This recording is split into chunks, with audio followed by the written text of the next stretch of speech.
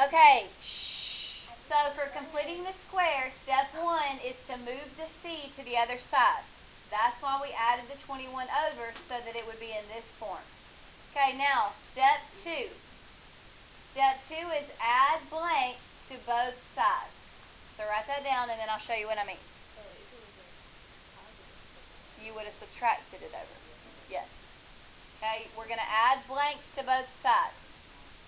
Now, what I mean by that is you're going to rewrite each side that we currently have, the x squared plus 4x, and then the equals 21, but on each of those sides you're going to add a blank.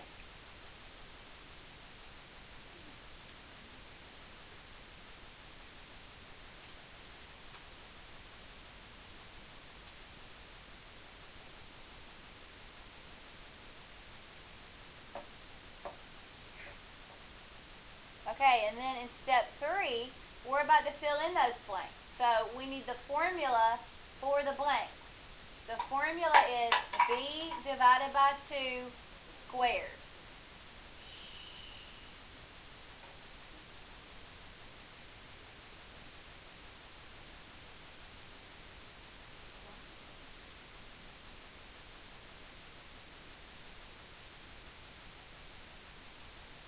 Okay, so we're getting ready to fill in those blanks, and the formula to do that is b divided by 2 squared. Well, in this particular problem, what is your b value? 4. So if you take 4 and divide it by 2, you'll get a 2, and then if you square that, you get a 4. Now, that's just a coincidence that it turned out to be another 4. That won't always happen. Wait, how do you get the first Well, they match. You get it by using this formula. The first 4 is the b value. You divide it by 2, and that gives you 2 squared, which is 4. No, that was a coincidence. Normally they won't. So, yeah. Yeah. Okay, so if you had something like x squared plus 6x plus 5, the b value would be 6. So you would take it, divide it by 2, which is 3, and then 3 squared is 9. So in that case, you would have filled in 9 into both blanks. So they're always going to be the same. Oh, yes. Those will always be the same. I thought you meant, well, this always match your b value. But no, that was just a coincidence. Okay, now the next step is factor the left side and combine the right side.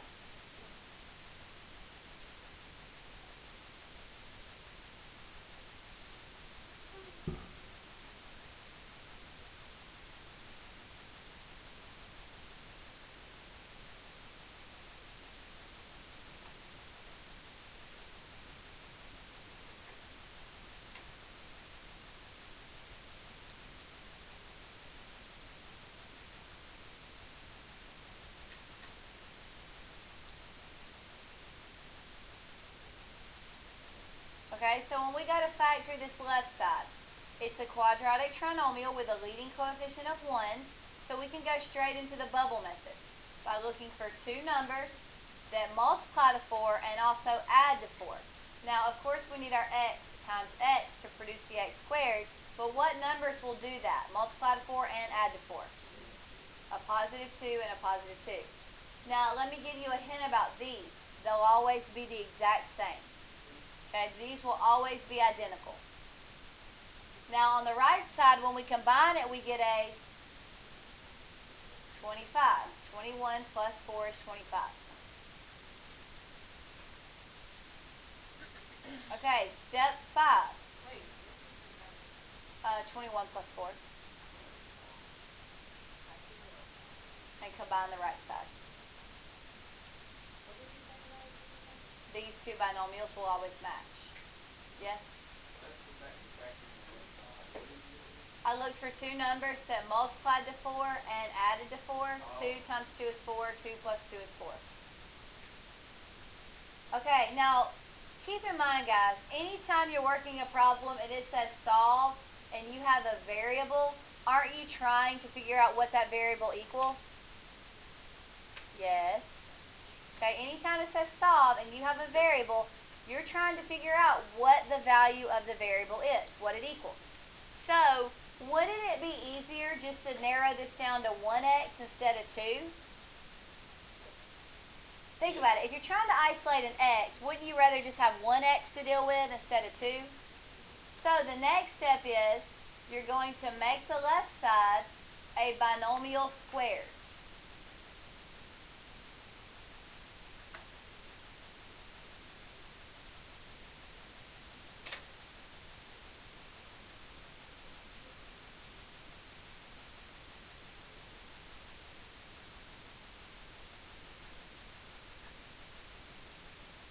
Okay, let's talk about what that means.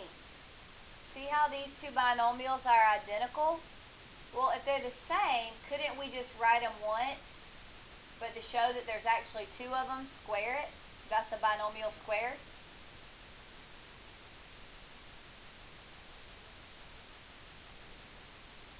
Now keep in mind, I just said we're trying to figure out what x equals. So to find out what x equals, don't we need to get it by itself? Okay, so the next step is you're going to take the square root of both sides.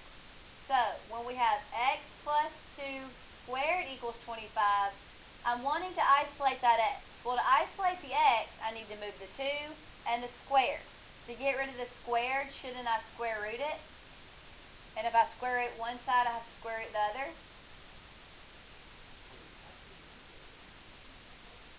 You can square root anything you want. And just remember, the square root cancels out the power of 2. So when we do step 7, which is just simplify,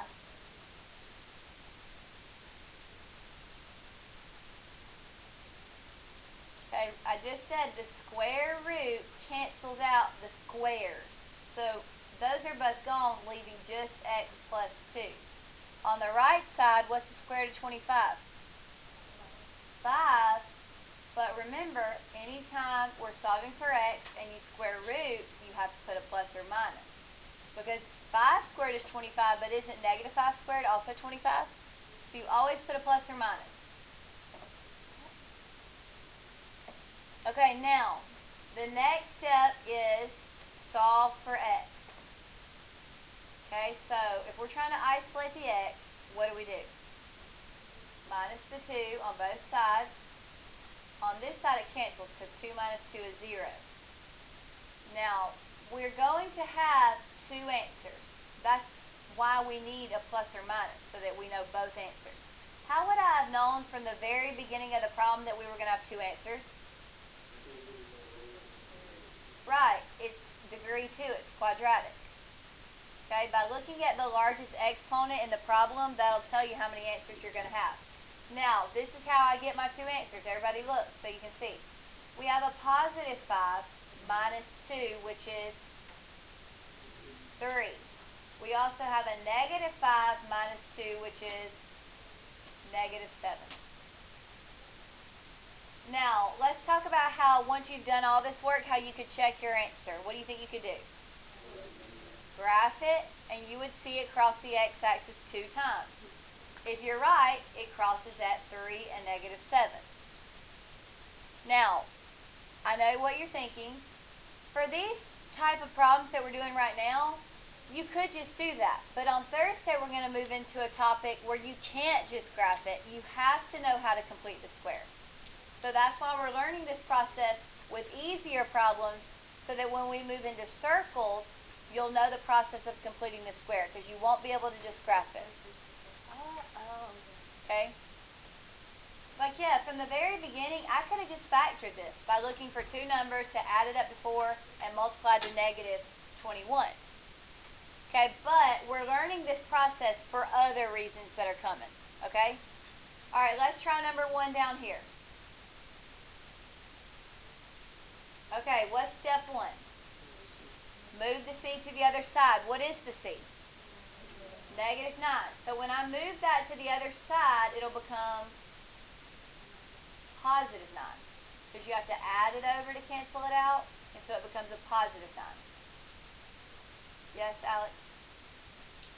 Step 2. What do I do next? your blank. So x squared plus 8x plus a blank equals 9 plus a blank. Now in step 3, I'm ready to fill in those blanks, which eventually, once you get good at this, 2 and 3 will just be combined into the same step. Okay, there's really no reason to write it a second time. You can just fill it in right here. But for the purposes of learning, we'll just keep going along with the 9 steps. But eventually, when you're working on your own, you'll probably start combining steps. Okay, how do we figure out what goes in the blanks? Correct. What is your b in this problem? What's 8 divided by 2? And what's 4 squared? So 16 is what goes in your blanks.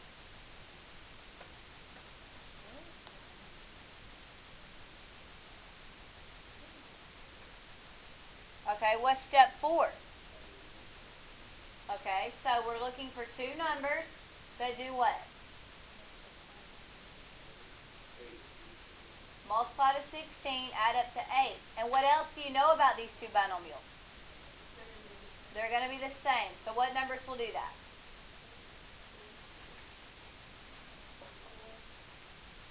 4 and 4. 4 times 4 is 16. 4 plus 4 is 8.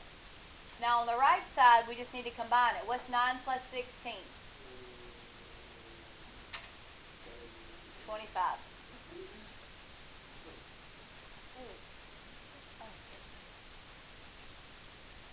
Okay, step 5. Now instead of writing it twice, just write it once and square it. And that also helps us by getting us down to 1x in the problem instead of 2. But then in step 6, we're going to turn around and go ahead and get rid of that squared because we're trying to isolate the x. And to get rid of the squared, we square root it, leaving x plus 4 equals what? Plus or minus 5. You've got to remember that plus or minus, because if you don't, you're only going to end up with one answer. And we all know you should have 2 because we're dealing with a quadratic equation. Okay, now what do we do in step 8? Solve for x by doing what? Subtract the 4 on both sides. And then step 9 is where you list your 2 answers. Those cancel out. Our first answer comes from the positive 5 minus 4, which is 1. Our second answer is the negative 5 minus 4, which is negative 9. But eventually, you will start combining. Like, there's really no reason to write that twice. Just square root it on that step. And same thing up here. You can go ahead and fill in the blank on that step eventually. Okay. Can I erase, or are you still copying?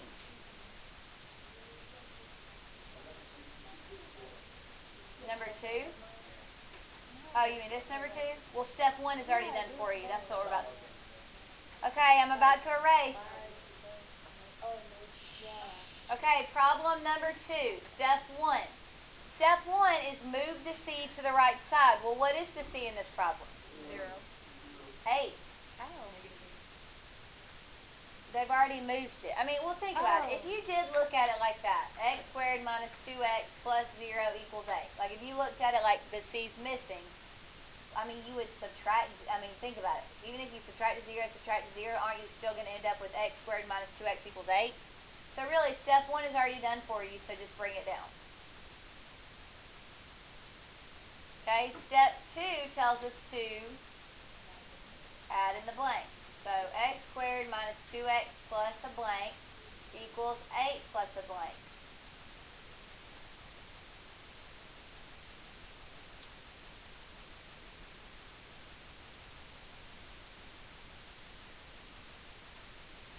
Then in step 3, what are we going to do? Right, we're getting ready to fill in those blanks with the formula b over 2 squared. What is your b? Over 2 squared, positive 1. Now, your number that goes in the blanks will always, always, always be positive. Because think about it. Even though it was a negative 2 divided by 2, which is a negative 1, when you square a negative, it always becomes positive. So that's why our number in the blanks will always be positive. Okay, now in step 4, I'm ready to do what? factor the left, combine the right. Okay, so we're looking for two numbers that multiply to a positive 1 and add to a negative 2. Well, what's the only way you can multiply and get a 1? 1 times 1, right? And then for those to add up to a negative 2, what do you know about our signs? Right, because think about it. They can't be opposite because then your two binomials wouldn't match and they have to be identical. 8 plus 1. Okay, then in step 5, I'm ready to combine it into a binomial squared. So instead of writing x minus 1 twice, I can just write it once and square it.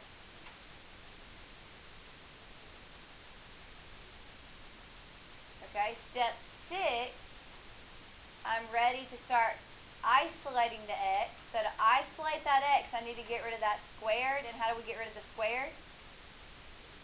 Square root it. The square root is the inverse operation of the squared, so they cancel each other out, leaving x minus 1 equals the square root of 9, which is plus or minus 3. Okay, number 8, what do I do? Add the 1 to the other side. It cancels it over here, leaving x all by itself like we wanted. But we know we're going to end up with two x values because it's quadratic. 3 plus 1 is 4. Negative 3 plus 1 is negative 2. And remember, if you're ever worried that you did something wrong, graph it on the calculator. To graph it though, what would you have to do before you could graph this? Wouldn't you have to move the 8 back over? So you would have to graph x squared minus 2x minus 8. And then you would see it cross at 4 and negative 2.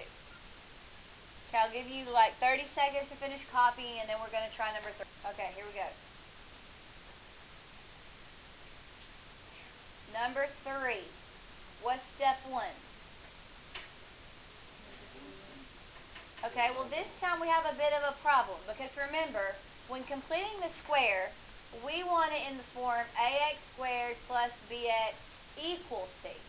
Well, look what we currently have. We currently have ax squared equals bx plus c. So what term is on the wrong side of the problem? Well, look, ax squared's on the left. It's supposed to be on the left. The 10x is on the wrong side. It's sitting on the right side, and we want it on the left side with the ax squared, correct? So how could we move that 10x back over there where it belongs? Subtract it over. So now we have x squared minus 10x equals 11. Now isn't it in the form ax squared plus bx equals c like we want? Okay, now we're ready to do step 2. What's step 2? Right.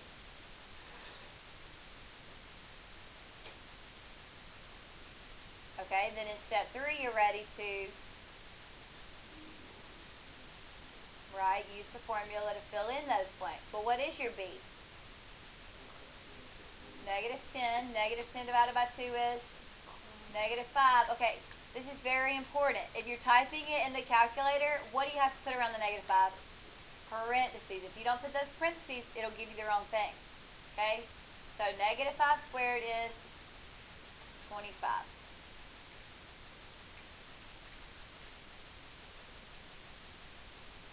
Okay, now step 4, we're ready to do what? Factor it. And what do we know about these two factors? They will be identical. Okay, now we're looking for two numbers that multiply to a positive 25 but add to a negative 10. Well, what are some, just first think of numbers that multiply to 25 that also add to 10. 5 and 5, and then what kind of signs would they have to add up to a negative 10 and to multiply to a positive 25? Two negatives. Okay, then over here we're going to combine the right side. What's 11 plus 25? 36.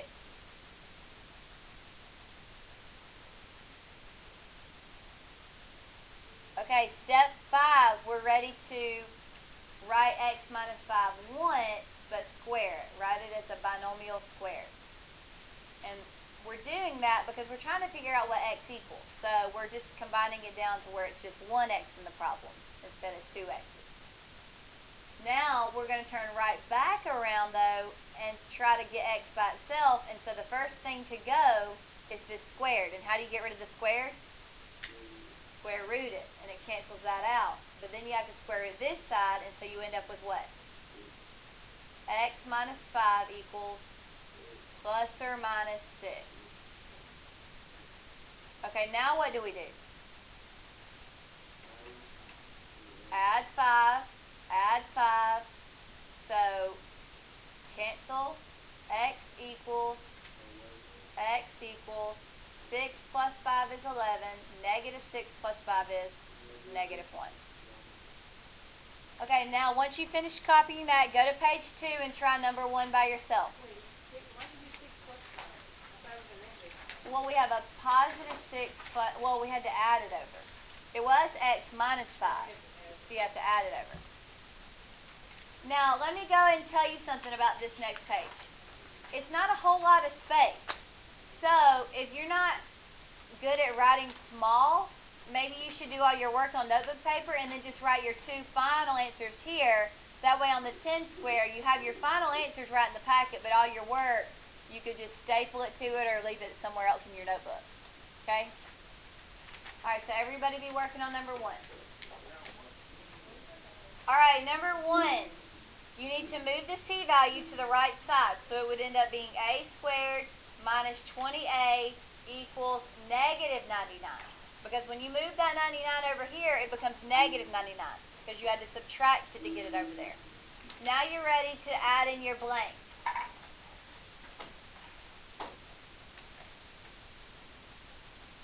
Okay, now, to fill in those blanks, we use the formula b divided by 2 squared. What is the b value? Divided by 2? Guys, negative 20 divided by 2 is negative 10, and negative 10 squared is 100. Okay, so now we're ready to factor this one by looking for 2 numbers that multiply to 100 but add to negative 20. That would be negative 10 and negative 10. On this side, negative 99 plus 100 is just 1. Now we write it as a binomial squared. But then we turn right back around, and to get a by itself, we need to get rid of that squared. So we square root it. So now I have a minus 10 equals the square root of 1, which is plus or minus 1. I then solve for a by adding the 10 on each side, and so you end up with 1 plus 10, which is 11, and negative 1 plus 10, which is 9. And so I would circle your final answers so that on a 10 square, they're easy to find. Now I need you to work on number 2. What time is it?